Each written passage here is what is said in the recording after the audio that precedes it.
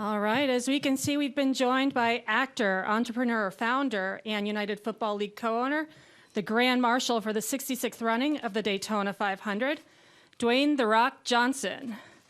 And as you guys may have heard, he has agreed to stick around with us tomorrow, so you are going to get to hear him do the command tomorrow with us. Can't wait. All right, DJ, I'm going to start off with you. You've had one of the most prolific careers in entertainment, from your success in the WWE ring to your role now with the UFL. What is the most exciting thing you're working on right now?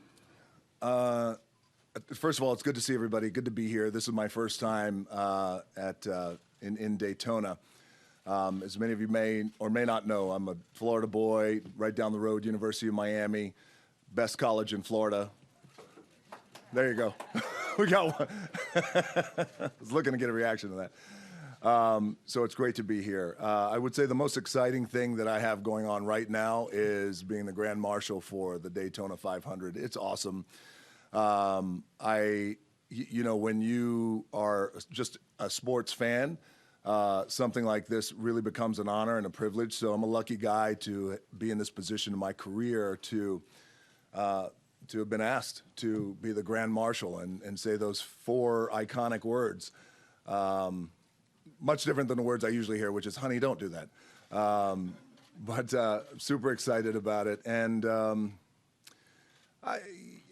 also, too, I think just a little bit deeper into my answer is what I try to do is I try to make sure that everything I do these days in my career, because I've been really lucky and blessed to have a pretty good career over the years that have spanned a lot of industries, is I just try to make sure that everything I'm doing is the most exciting thing that I'm doing. I got babies at home, and being a daddy is my favorite role, so I want to make sure that I'm using my time wisely in anything that I do, whether it's in the UFL or movies or back in professional wrestling, which is always my first love, or being the Grand Marshal here for Daytona 500. I just want to make sure that it's the thing that I love to do. So I'm a big advocate, and I always tell people that you know, if you could create that life for yourself where if you decide to do something, you want to make sure that it's the thing that gets you out of bed and you run towards it. So that's what I'm doing. And you recently were able to make 21 wishes come true with the Make-A-Wish Foundation, an organization that we're really close to here at DIS as well. That had to have been really special for both you and the kids. What was that moment like for you? It was. Make-A-Wish is a very special organization, as we all know, and I know you guys work very closely with Make-A-Wish. The drivers work very closely with Make-A-Wish. It is an organization that I hold very close to my heart and my soul and deep in my bone marrow. I had an opportunity when I was 25 years old to grant my first wish, and that was about 8,000 years ago. And it was very special then, and since then I've had the privilege of granting hundreds and hundreds and hundreds of wishes. And it's the reminder, I think, for me certainly, but I feel like it's a reminder for all of us that, man, every life is special, every life has a purpose, every life has a meaning. And I like to say, and I'm sure you guys have participated in Make-A-Wish events, that, you know, as we know, those children and those kids, they're the real heroes. And I always like to say that their parents and their loved ones are the real rock stars, because everybody goes through that challenge, man. So, but it was an honor. And by the way, we did one of the biggest Make-A-Wish events in the history of Make-A-Wish. We did 21 Make-A-Wish kids. We did it in Los Angeles, and it was an incredible day. What was supposed to be, all right, I'm going to spend a couple of hours and then move on. I got to go on to my next thing. Wound up being like an 8-9 hour day, and it was very, very special. That's awesome. And now, moving ahead to tomorrow, the spectacle of the Great American Race. What are you hoping to experience when we finally get out there, and what are you planning for your command to fire the engines tomorrow? Well, what I'm hoping to experience is what I have already been experiencing. I was telling Frank, I got a little kooky last night because I couldn't sleep, and I went to the gym at midnight. And I drove by this speedway, and all the lights were on, and you just immediately felt the energy. There's a word I like to use called mana, and it means spirit and it's power. And mana is ever present, and it comes from in here. And you felt the mana as I was driving by this speedway. So what I hope to experience is really what I have been experiencing, which is just this incredible electric energy. And also, you know, I liken it to my world of professional wrestling, where there's a lot of people and the fans are so incredibly passionate. And the greatest part about being a performer is that you get to connect with the audience, you get to connect with the fans. And I think my math is kind of shady, but I think it's about 101,500 is the sellout, which is really cool. So I want to experience that. And I want to experience that tomorrow. And I know I'm going to experience this. This is why I didn't want to leave. I had to stay so I can experience that. And my plan for the iconic words of "Drivers, start your engine" is just not to screw it up. That's all. And maybe sound halfway cool when I do it. But also, I really want to make sure that my words and my energy is a reflection and a respectful reflection of what the drivers need from me, and also what the fans need to kick the race off and to certainly kick the season off. So that's what I hope. Awesome. Well, we have a couple of minutes for a couple of questions, so we'll open up if you raise your hand. We're going to start up front here with Kelly Crandall. Kelly Crandall, Racer.com. I want to talk Kelly. professional wrestling. We have our biggest race tomorrow, WrestleMania, the biggest event for you all. Yeah. A couple of years ago, that shifted to a 2-day show. And I'm really curious, how has that been a benefit for both the product and the fans that get to attend and watch those 2 nights? It's a great question. So for those of you who didn't know, as Kelly, right, is it?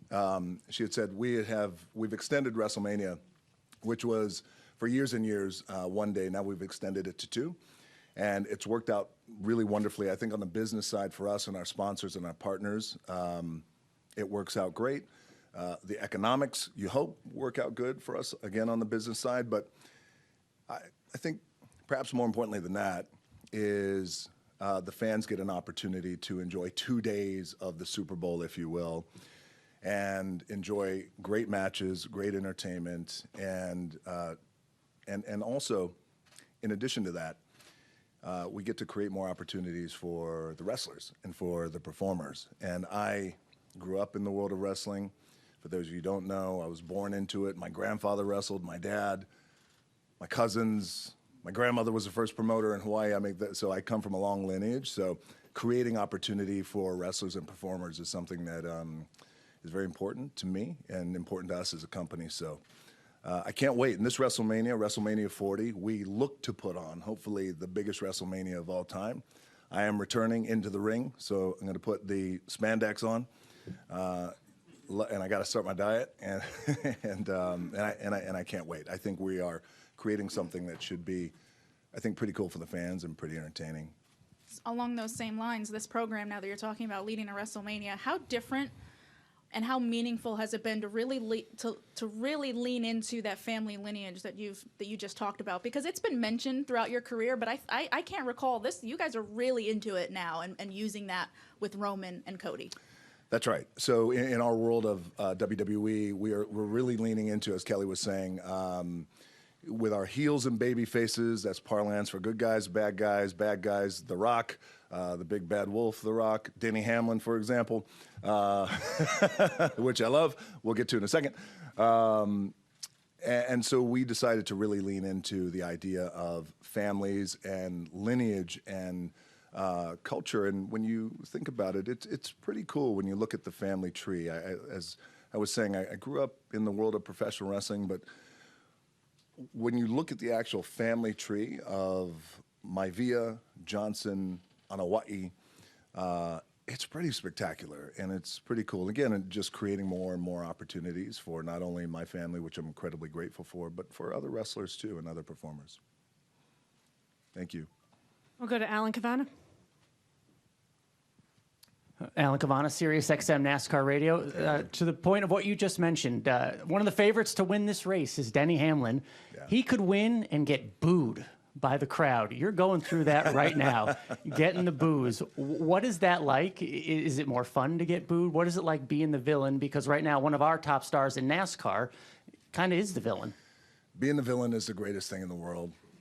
It truly is. Now, in my world of professional wrestling, and I was aware of Danny and getting booed, and also I think impressed in how he's embraced it. So And I also feel like everybody wants to be the good guy, and everyone wants to be the good guy, the good girl. Everyone wants to be loved and cheered and considered the hero, which is great, and it's natural. It's human psychology and desire. But I have felt in my career and through my experience that I've been very fortunate, knock on wood, to have, is that the rare air is when you have the opportunity and you grab it by the throat and you don't let it go, and that's the opportunity to be a great bad guy.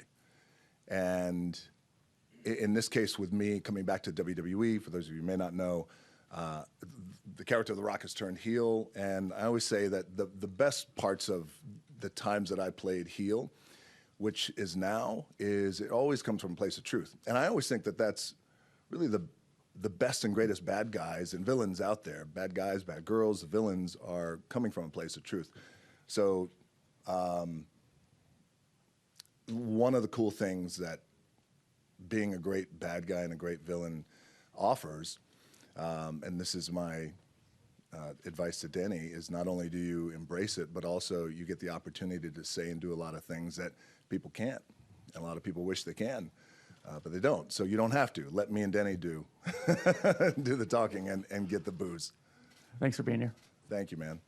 All right, well, we have to move on with DJ. We have a full slate of activities for him. But DJ, thank you so much for joining us today and for sticking around with us tomorrow. We can't wait to hear your command. Of course, yeah, can't wait. Thank you guys very much. I appreciate you.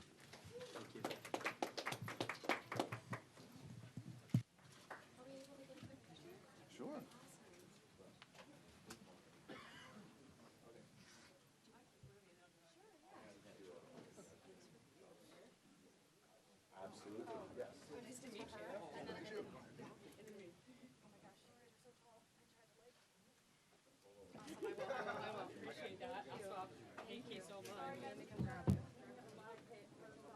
Oh, do you mind Yeah, to grab come a on. quick photo? Absolutely. Thank you. Very good. Thank you. Can we do a walk and selfie? Thank you. Miami. Thank you for the applause. Awesome. Got it. Thank you. Thanks, everyone. Love you, Rock. Appreciate you guys. Thanks, Rock.